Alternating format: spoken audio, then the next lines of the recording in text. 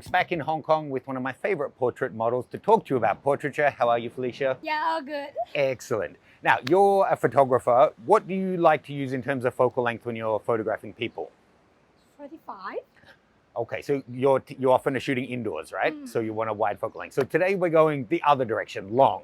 So two that are kind of famous for portrait photographers for headshots is the 85, we brought that guy along, and the 135. Give you a nice kind of compression, they're relatively fast, bokeh out the background. But it's kind of crazy, but something I've been loving using lately is this guy, the 400-8, on my travel stuff, to be able to get people from a distance, they barely even notice you're there, and the isolation it gives you if you want really just a character shot where it's not them in the background like you get with the 35, it's just them. So in this video, I wanted to see how far can we push it? How long do you still keep getting benefits in that regard? So we're gonna go 85, 135, then my favorite, well, one of my favorites, the 200 f2, the 400, and that has a built-in TC that'll get us out to 560. And then just to be silly, I also borrowed from Nikon, the 600 f4 that has a TC that'll take us out to, I think, 640, and they're 2x teleconverter, which will get us out to 1680 mil. So let's see, between 85 and 1680, which one you like the best.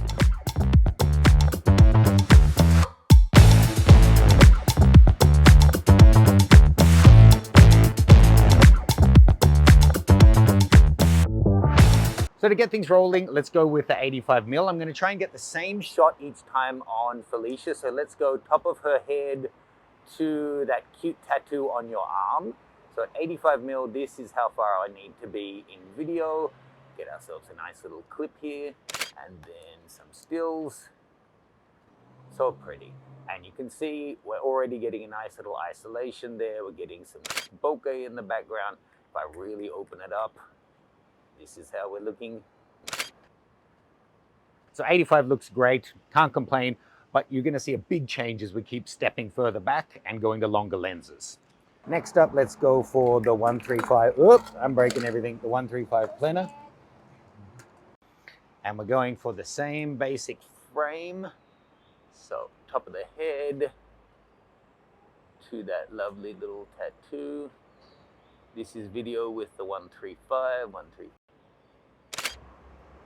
So 135 in this situation lets me clean up the background that little bit more. Wide open, still beautiful bokeh. Still, we have so far to go. 135, we're like a 10th of the way. Let's try the 200 f2 next. Now the 200 f2 for a long time has been my favorite. If you follow the channel, you would know I rave about it. This is gonna cause some ripples. I think the 400 is actually my new favorite. I like it even more. Would you hold that for a second? The reason is because that one, it looks small compared to this, but this little lens weighs the same as this gigantic one. It's just, it feels like it's made of solid metal or something, right? It's so heavy. This is the Robus B&H brand monopod with the Pro Media Gear Katana gimbal head. Love this setup, and it's gonna get me much more stable footage. It's okay, it's okay. I kind of love having this shit in the video as you have someone just like screaming, smoking, swearing. It's, for me anyway, it's very Hong Kong. It's hard to compare directly because the light keeps changing, but here on the 200 f2, a little bit shaky because I'm hand holding like this, but so pretty. Okay, let's get some stills here. So 200, we're just about getting out those railings. And I just love how this lens looks. Go ahead, thank you. 200 f2, such a beauty of a lens to shoot with. So going from the 200 up to the 400, cool thing is I only lose one stop of light, but I'm doubling my focal length. So this is actually significantly faster in terms of reach to light. All right, let's test out the 400-8. So where do I need to be? A little bit further. Wow, I've got to say the stabilization on this seems a bit better than the 200. So look, the 400 is only a 2.8, only, but you see the isolation we get, the background is still so nice and soft and silky. And here, I can just flick down this TC and get out to 560mm f4, it's great. But to equalize the frame, again, I need to go further back. So this is 560mm at f4. So before the comments light up, this is only a 2 series tripod. I probably wouldn't normally use it for a lens this long. I'd use one of my Pro Media Gear tripods. But anyway, no matter what you're shooting, if you're in the Nikon system, check out my expert setup guide. It takes you through the Z9, the Z8, even the new ZR, showing you all of the different ways you can customize your cameras to get the most out of them, whether you're shooting portraits or wildlife. So here, even though we go from f2.8 to f4, still super nice, soft, creamy backgrounds. Kind of getting confusing now, because the 400 with the TC is 560, this guy's 600. I kind of have to mix and match the lenses back and forward as I put the TCs on to make sure we keep going longer. So after the 400 TC will be this, then it will be this with TC, then it will be that with external TC. I'm a nerd, you love it. Okay, let's go. All right, now the 600, no TC's engaged, and she's having a big yawn, but you can see the background, so pretty. And if I put the TC on here, we're now at, what is it? 845.6, I think it is.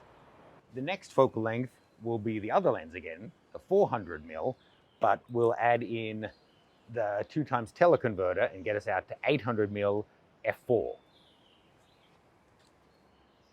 Wrong, 800mm 5.6.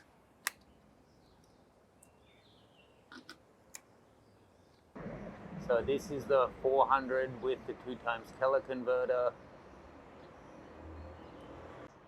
And then skills.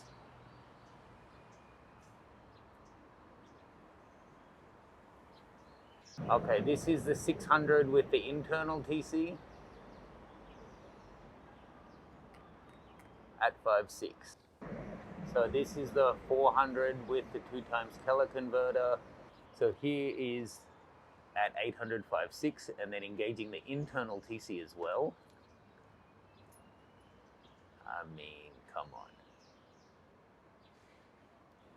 So this is the 400 with the TC, the 2x, so it's at 805.6, and then also we're now at f8, but still look at that background. Okay. Oh, that looks like a park ranger or something. We're almost done. We better get this done before she comes and says something. Okay, so that's the 600 f4 with the internal TC and a noisy truck. Let's throw on the 2x and go way the hell down there. And I don't know, we'll see. I haven't done this before. Hello. Yeah, thank you. So this is 1680mm at f11. Felicia's trying not to be too bored. And this is the closest one we get to really getting rid of all that stuff. The sun has kind of changed, but still. And then some, let me get that now that the light's a bit softer. Pretty gorgeous. Okay guys, kind of a fun video. Let me know which you think is the better portrait focal length. 85mm, 135, 200, I can't remember, 400, 560, 600, 800, 840, or 1680. Kind of dizzying array of different options there. For me, I think the sweet spot, if you're looking for that isolation, is probably up around 400, 560, 600, which explains why I love the 400 so much. But if you're in close, of course, the 200 or even the 135 are great, and I own the 85. And of course, if you're shooting indoors like Felicia often does, and you're looking to get the environment, 35, 28, 50 are all great options. But I'd love to hear what's the longest portrait focal length that you guys use, which was the image that you liked the best. Do check out my Nikon setup guide and the 5-day deal that's ending really soon. You can see full details below and in my link tree. And you can check out Felicia's social media as well. Thanks for joining us. Thank you. See you guys soon.